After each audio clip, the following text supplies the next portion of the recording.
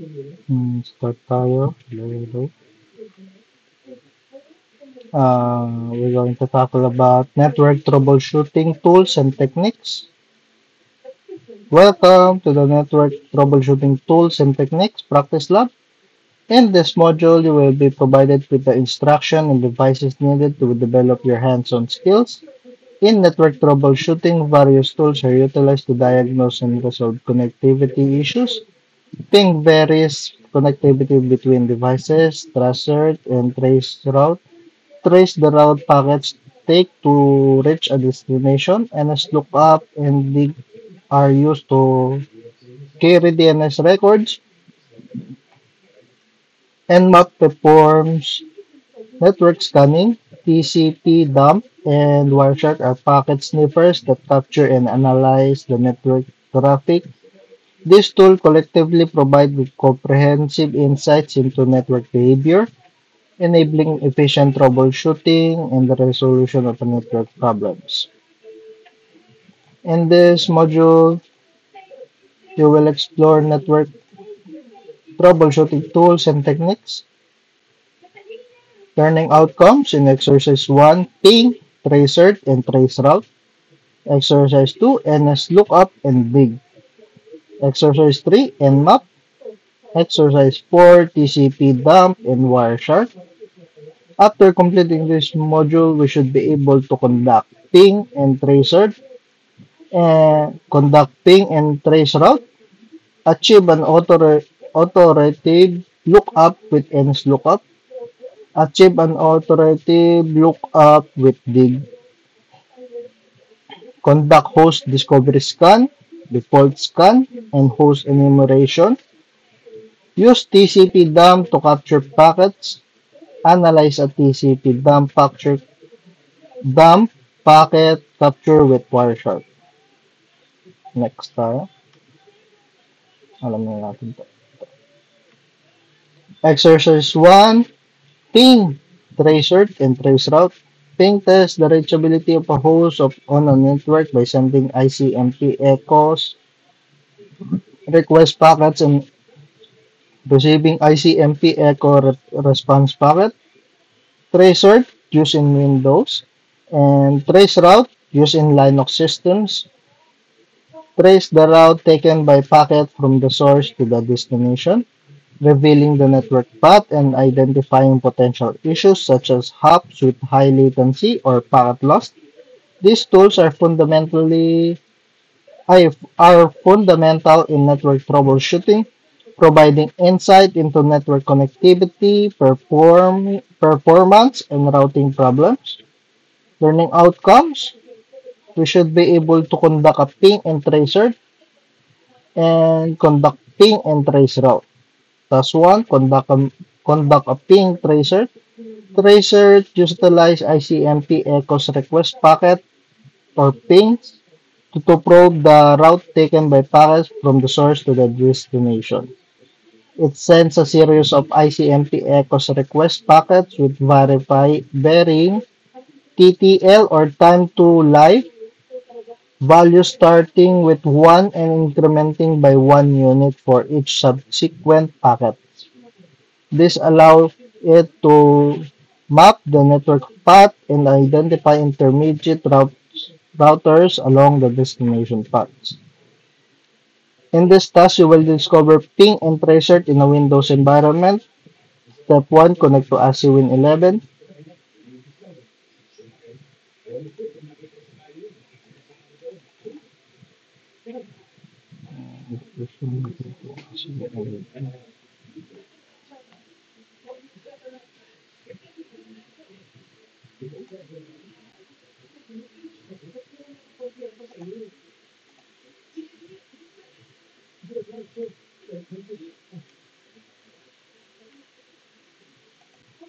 Type CMP.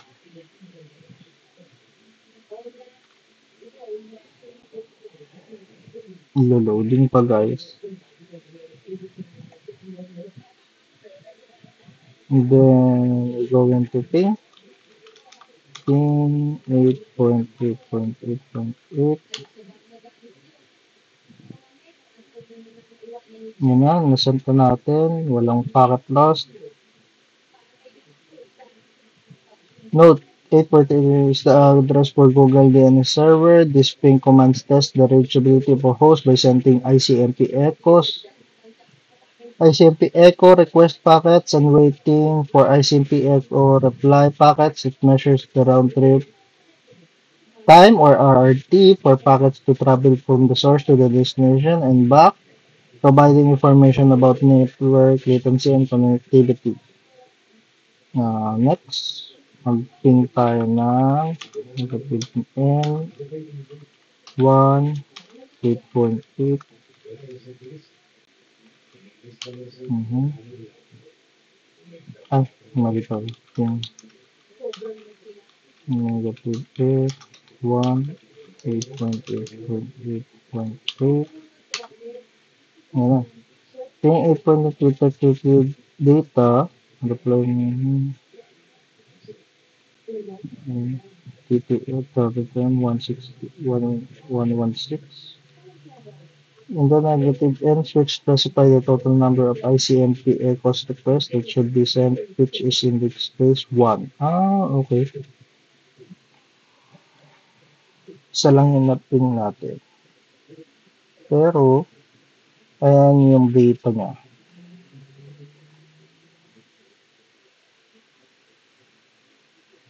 Negative T naman tayo. Ping negative T 8.8.8.8.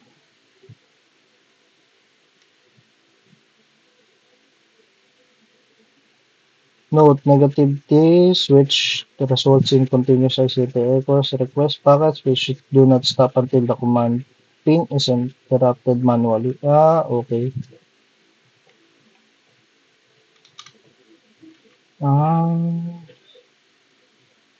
Okay, hindi pala kailangan mo mag-control C siya. In the command prompts, tracer 8.8.8.8. Okay, Crossing group begins over maximum of 30 hops. Note, tracer provides a detailed list of routers or hops that packet traverse from the source to the destination along with the round trip time RRT for each hop by revealing the network path in this way. Potential bottlenecks or routing failures can be discovered.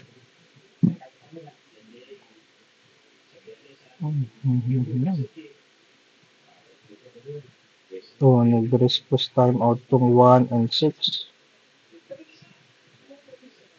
Routing failures ata to. Ito. Itong dalawang to. Close the command. Task 2, conduct ping and trace route. Yun pala yung conduct ping and tracer. Yun yung task 1, task 2 naman tayo.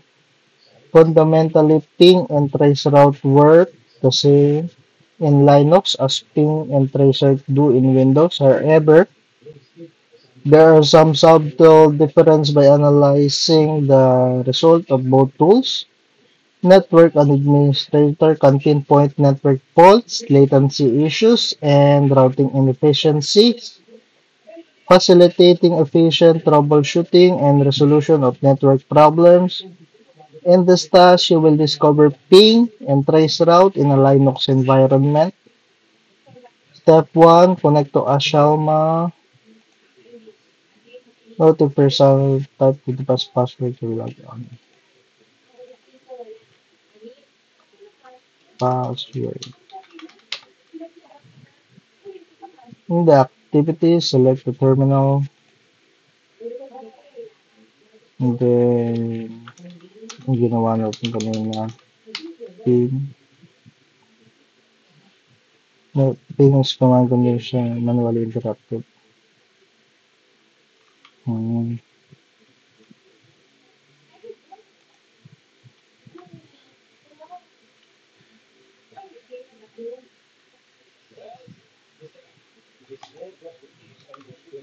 Ano, tanggal na natin. Negative C naman tayo. P, negative C, 1.8, 8. Yan yung ginagawa natin kanina. Note the negative C which is used to identify the desired pin count which is in this case is 1. In the terminal, trace route naman tayo. 8.8.8.8.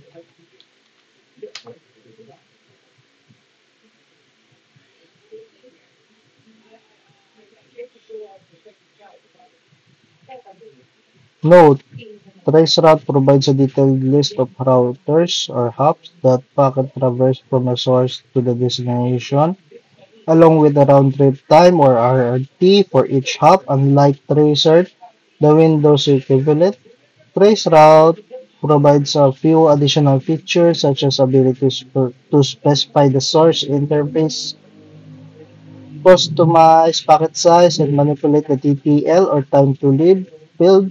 You can learn more about traceroute by typing man traceroute in the Linux terminal. The star indicates the tracer was not able to collect data from a specific router. Ito, man traceroute. Man traceroute.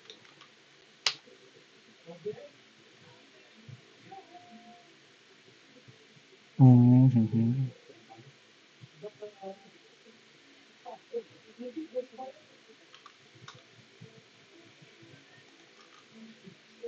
Close natin terminal. Next naman tayo, exercise 2, NSLOOKUP and dig. NSLOOKUP and dig are both used to query the NS records. NSLOOKUP is available in both Windows and Linux systems, while dig is only available by default in Linux system. Both tools are essential for troubleshooting DNS-related issues, verifying DNS configuration, and performing DNS lookup in network administration tasks. In this exercise, we will explore NS lookup and dig learning outcome. After we complete this exercise, we should be able to achieve an authoritative lookup with NS lookup, achieve an authoritative lookup with dig. Task 1, achieve an authoritative lookup with NSLOOKUP. NSLOOKUP is used to query DNS records. For example, aside from basic domain name to IPv4 address lookup, NSLOOKUP can retrieve NS or name server records which specify the authoritative name server responsible for domain.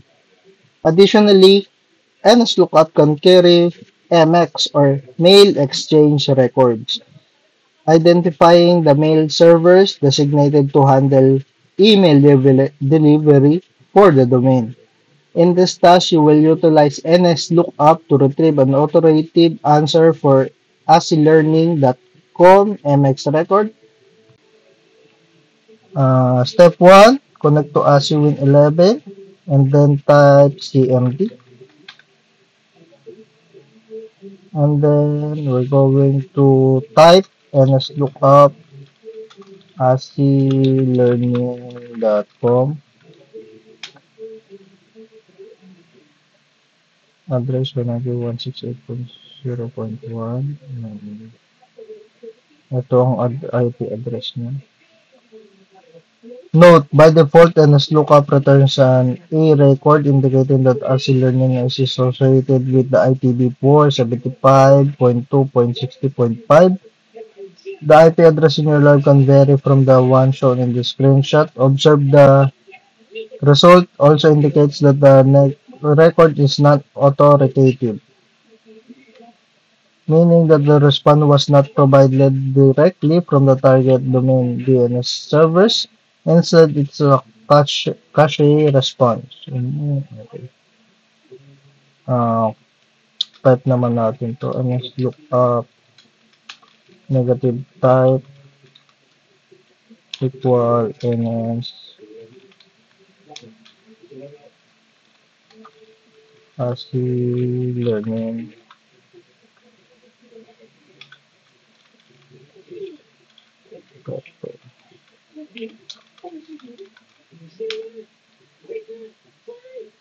Ay, nasa lookout ng ano ko. Repeated was NS Concilium.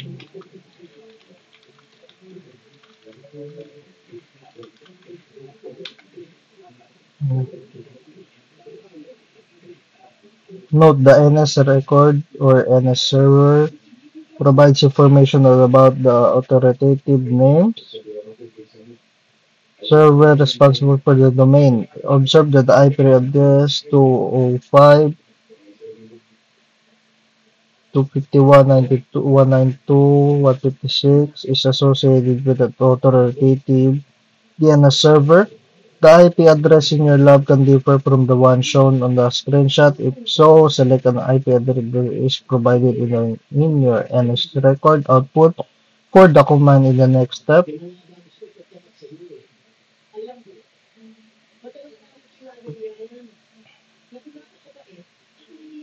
Tama naman, 156.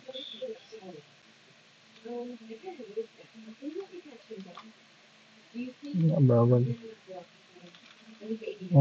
Look up, negative type, equals, next, asilin.com,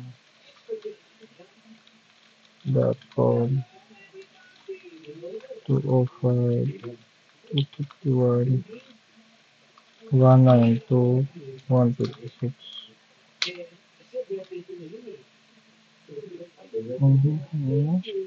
Unknown, 0x mail exchange. This NS lookup query returns the MX record and directly queries to a party, which has been identified as authoritative for artillery domain. Observe the DNS query response does not explicitly indicate it is providing a non-authoritative answer in NS lookup. This is the indication that an authoritative answers has been received. Sarado na raw natin to. Task 2, achieve an authoritative lookup with dig. Dig is a counterpart command to NSLOOKUP is only available by default in Linux system like NSLOOKUP. It is used to troubleshoot DNS related issues by querying DNS servers and retrieving detailed information about domain configuration. In this task, you will utilize dig to retrieve an authoritative answer for asilearning.com and xrecord. Connect tayo sa Asalma. In the activities, select terminal. Dig asilearning. Dig asilearning.com. Yan. Note that the dig format is significantly different than the NSLOOKUP format. We will focus on two aspects of the dig output. First, in the got answer section, observe the authority value is 0, indicating that the result is non-authoritative. Next, the answer section.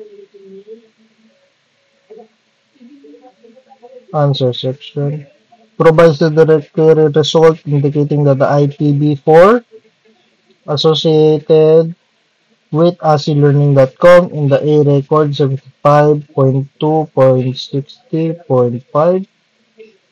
Okay. Oo nga.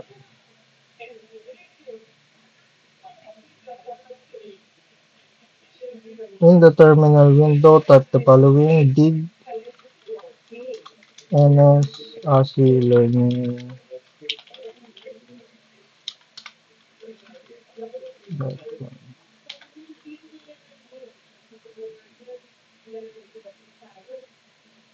Okay.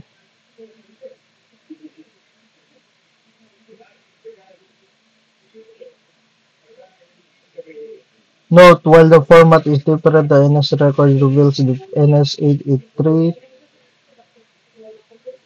883 is a is an authoritative name server for the ASCII Learning.com domain.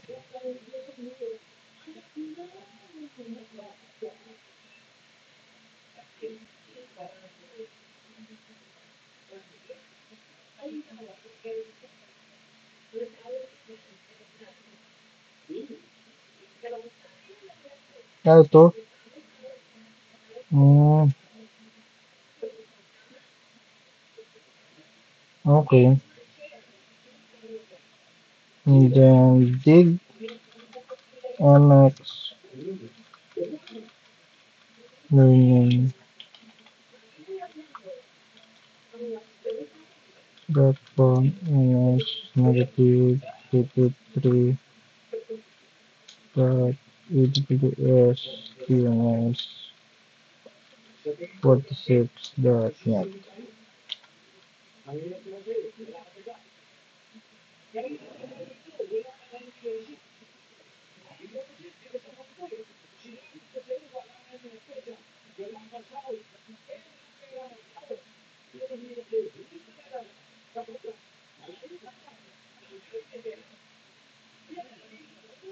Note, this command carries an authoritative name server for ASCII-Learning.com to retrieve the MX record. Observe the answer section. Got answer header. That authoritative value is 1.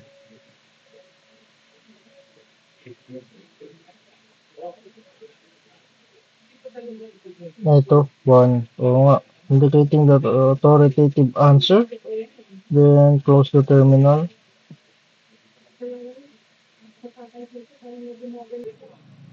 Hello. Start recording na tayo guys. Ulit, nasira ang natin. Camera yung bakit.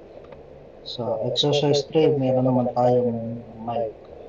Kanina sa recordings ko. Tuloy na lang natin ito guys. Exercise 3, Nmap. Nmap is a network scanning tool used for discovering network, hosts, and services through scans. Nmap provides detailed information about open ports, running services, and underlying operating systems, making it essential for network reconnaissance, vulnerability assessment, and troubleshooting. In this exercise, you will utilize Nmap. After completing this exercise, we should be able to conduct host discovery scan, default scan, and host enumeration. Task 1, conduct host discovery scan, default scan, and host enumeration. Nmap can be used to conduct different types of scan. Host discovered scan identifies active hosts on a network, and a default scan will identify active hosts and then conduct a port scan on the Nmap top 1000 ports for each host. Finally, a host enumeration scan, such as aggressive scan, will conduct a detailed scan of a specific host.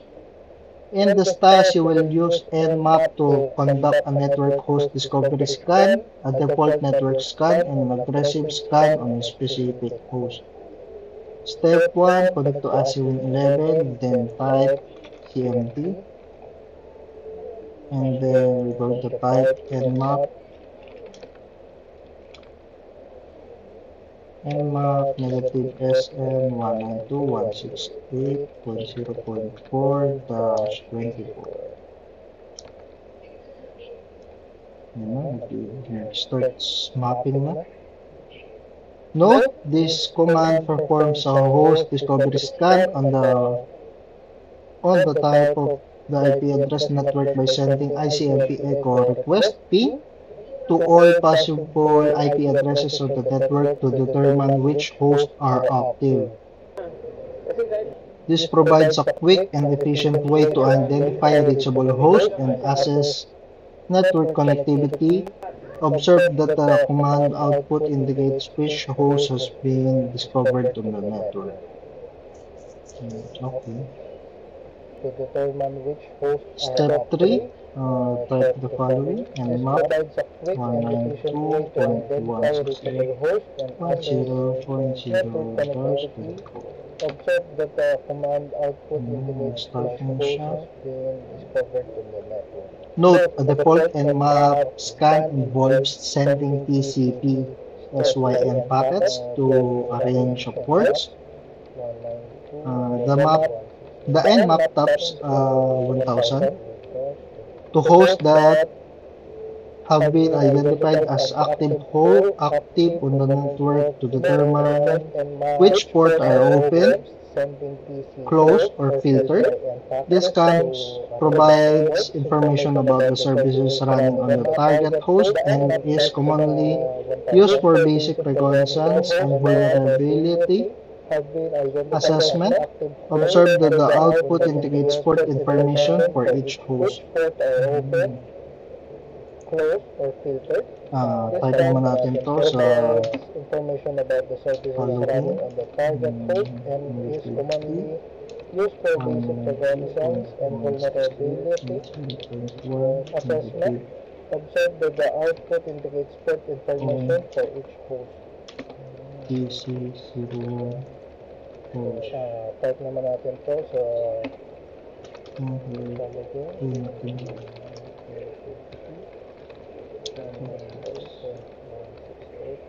Okay. Mali. Ano ba mali dito?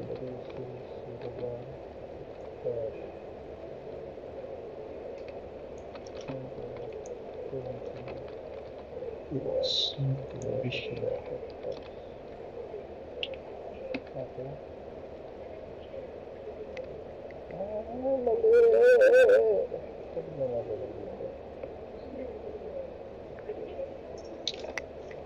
Wala natin.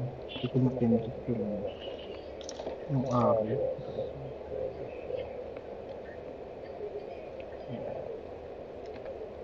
Okay.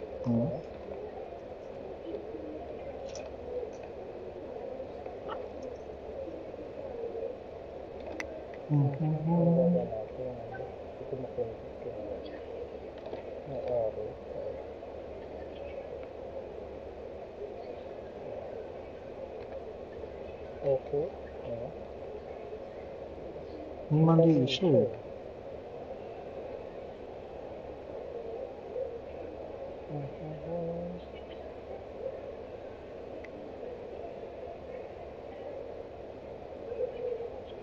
Tama naman yung nilagay natin.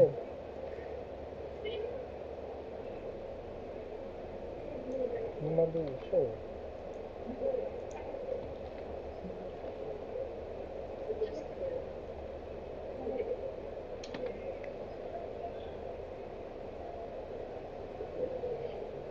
Tama naman yung nilagay natin.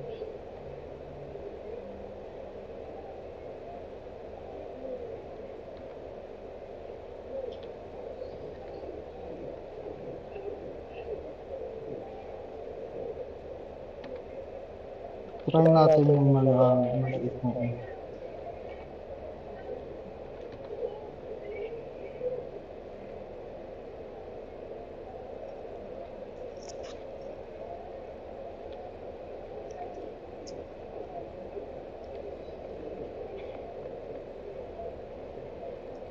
Try natin yung maliit na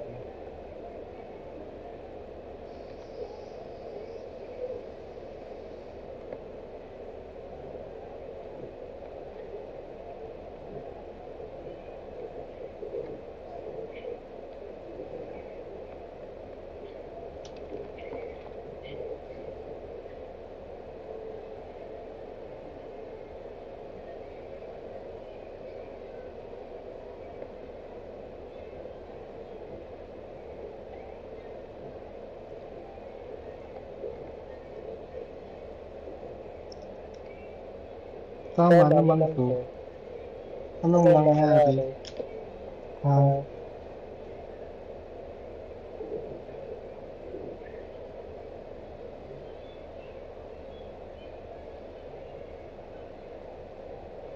Tama naman ang ginawa natin. Ano man po? Nag-double check natin. Wala pa rin nangyari.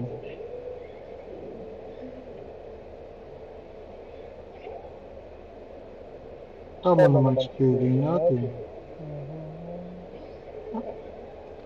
Tama naman ang ginawa natin. Nag-double check natin. Try nga natin pinag-forward.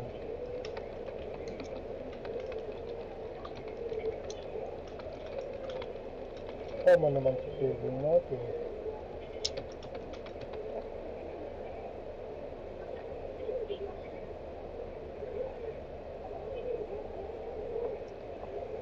Try nga natin pinag-forward. Ayaw siya maka-access. Access. Why?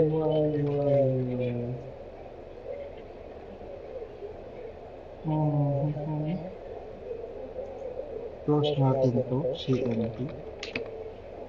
Kita titigilin. Ayaw siya maka-access. Access.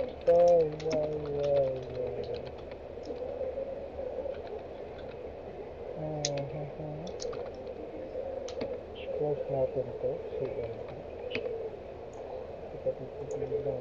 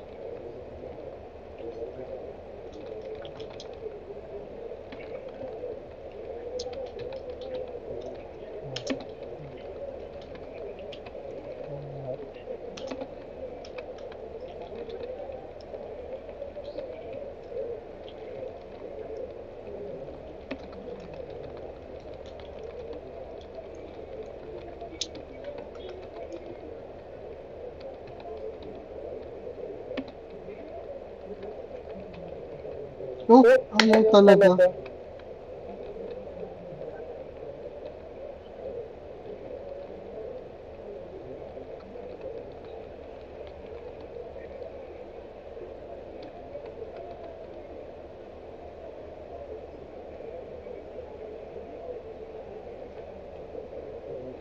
Ayaw talaga.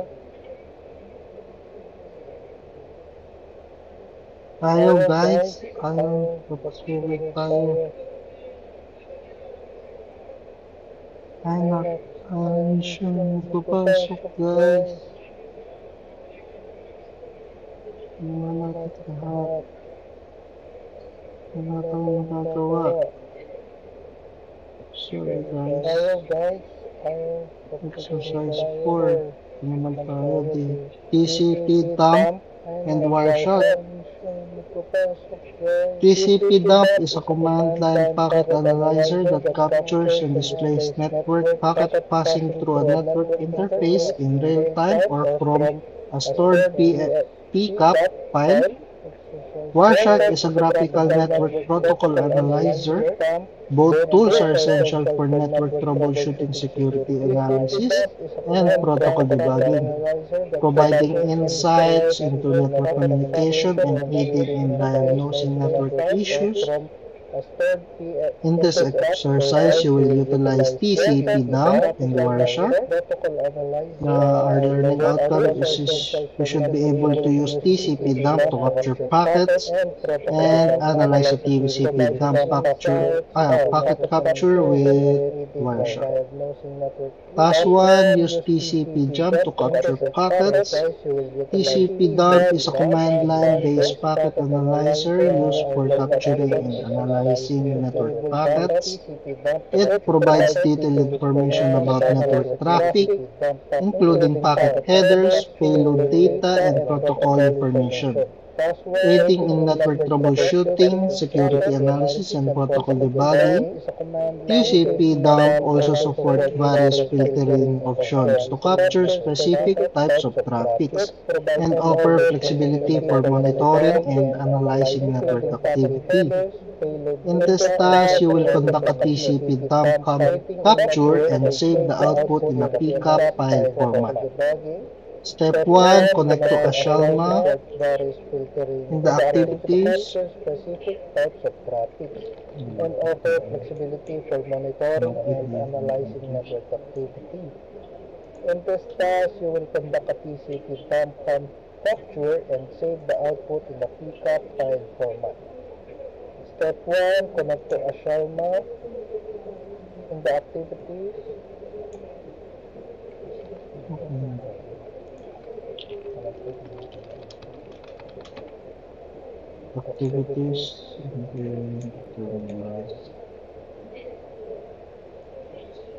then if complete. Yan. Note, observe the output indicates the ETH0 interface is network connected to assigned IP address of 192.168. Ito ETH0. And then the task sudo TCP dump interface is network connected to assigned IP address ETH0 negative W capture and and then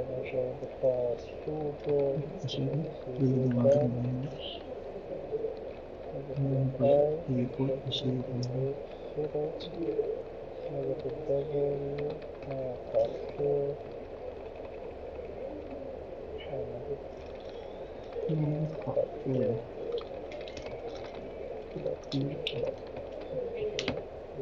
and password. The ice bridge indicates the interface the TCP dump should monitor. The W switch indicates the TCP should be saved the captured data to file transfer.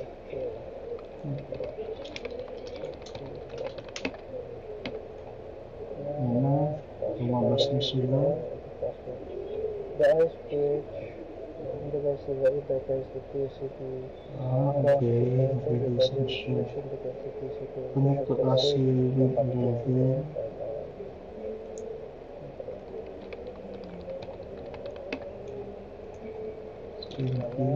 lumabas na sila.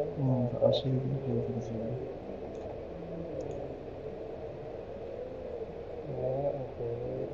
na siya. Connect to ASI with 11.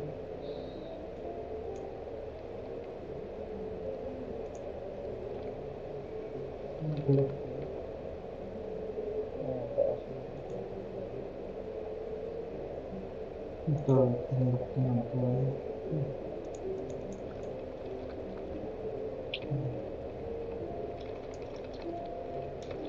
Inactivated file 2168.0.4.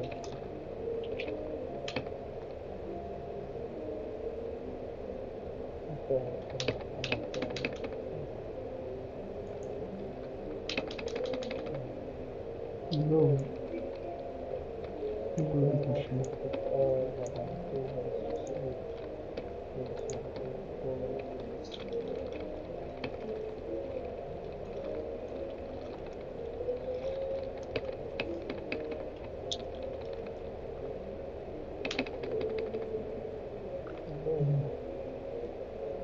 Business.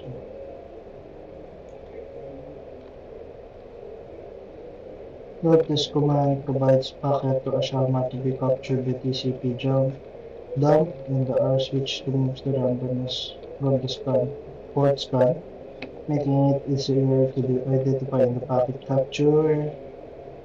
The ports have been scanned. Okay. There's nothing to mention. Note this command Okay, provides balik tayo sa Ashama siguro. Okay. dump and the R switch removes the randomness from the Stop scan capturing port scan, packets. making it easier Kaya to identify na-capture the natin packet yung capture. kasi nag-releasean Ports to. have been scanned. There's nothing to mention. And then we're going to type sudo Balik tayo sa Ashama siguro. TCP dump negative R capture. Capturing packets. Dito. Na-capture natin kasi nag-releasean to. Yan. Natin nakikita natin. Sudo TCP dump negative R Note the negative R switch reads the output file with a command line. In step 10, close terminal window. Task 2 naman tayo, analyze a TCP dump packet capture with Wireshark. Wireshark is a graphical network protocol analyzer that allows users to capture, analyze, and interpret network traffic in real time. Or from stored pcap files, it supports extensive filtering options and protocol dissectors, making it a resourceful tool for network administrators, security professionals, and developers to examine and understand network communication. In this test, you will use Wireshark to examine the pcap file created by TCP dump, connect to Ashama. The activities, select Firefox, network administrators, security in the internet, select my files. examine and understand network communication. In this test, you will use Wireshark to examine the pcap file created by TCP dump, connect to Para Ashama. sa inyo. In the activities, select Firefox. In the internet, select my files.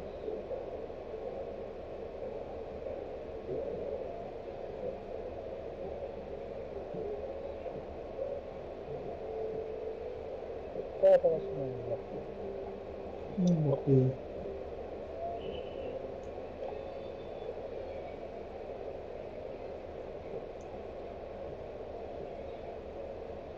Ito my files. And then the Firefox select browse.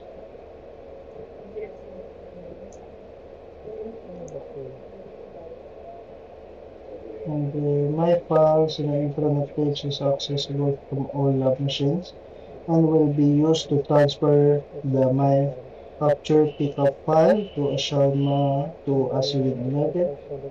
In the file upload window, select home. And then select my capture pickup, then click open. From all lab machines and will be used to transfer the my capture pickup file to Ashama to ASIWIN 11.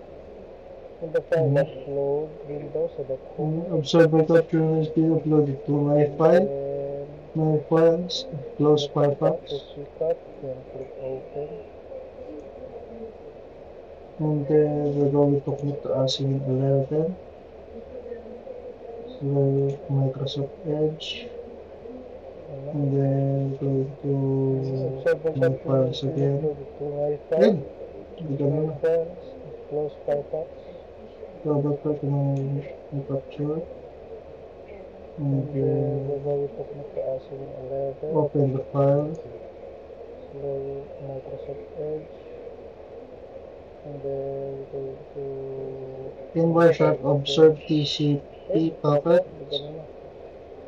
Send by NOP to port 134679113.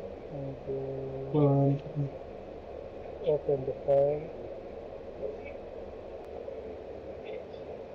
This is an indicative of a port scan. Okay. packet sent by MF to port 134679113.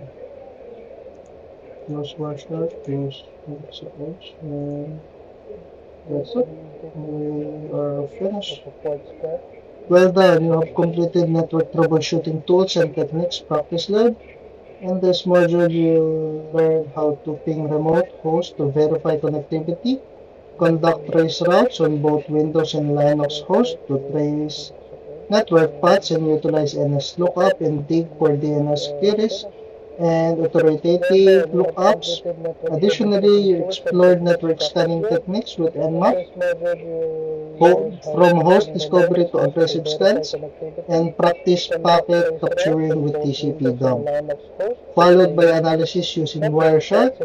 These skills are invaluable for network administrator and security professionals, empowering you to maintain, optimize, and secure network infrastructure efficiently. We should be able to now to conduct a ping and tracer, conduct ping and trace route, achieve an authoritative lookup with NSLookup, achieve an authoritative lookup with dig, conduct host discovery scan, default scan, and host enumeration, use TCP-dump to capture packet, and analyze a TCP packet capture with Wireshark. And that's it, everyone. Thank you.